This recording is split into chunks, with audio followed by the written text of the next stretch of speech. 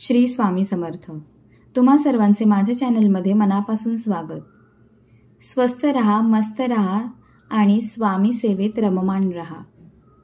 आजच्या व्हिडिओमध्ये आपण वरुथिनी एकादशीबद्दल जाणून घेणार आहोत।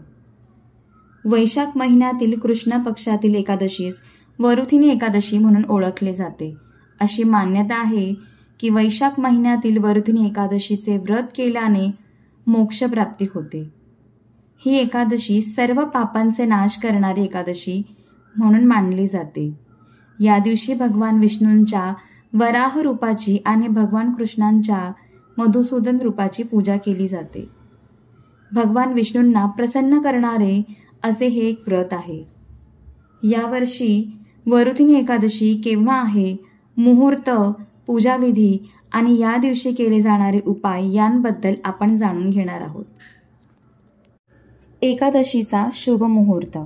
शनिवार दिनांक 4 मे रोजी वरुथिनी एकादशी असून एकादशीस प्रारंभ 3 मे रोजी रात्री 11:24 सुरू होणार असून समाप्ती 4 मे रोजी रात्री 8:38 आहे। व्रताचे उद्यापन 5 मे रोजी सकाळी 5:37 पासून ते 8:17 करावे। पूजेचा मुहूर्त सकाळी 7:18 पासून ते 8:58 आहे। एकादशीच्या दिवशी व्रत करणाऱ्याने सकाळी लवकर उठून स्नानादी आटोपून पूजेची जागा स्वच्छ करावी, देवपूजा करावी, धूप दीप दाखवावा। देवपूजेबरोबर भगवान विष्णूंचीही पूजा करावी। त्यांना चंदन लावावे, पिवळी फुले, फळे, तुळस, पंचामृत अर्पण करावे।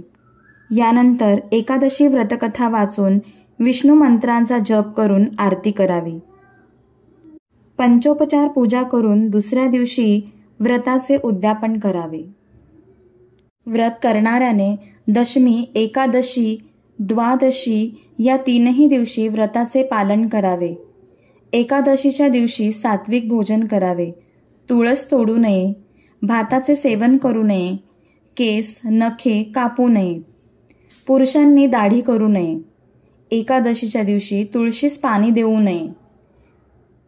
या दिवशी पिवळ्या रंगाचे वस्त्र परिधान करून भगवान विष्णूंची पूजा करावी। पूजेमध्ये पिवळी फुले, फळे तसेच नैवेद्यातही पिवळ्या रंगाच्या गोडाचा नैवेद्य दाखवावा। एकादशीच्या दिवशी विष्णू चालीसा, विष्णू सहस्त्रनाम आणि व्रताच्या कथेचे पठण करावे।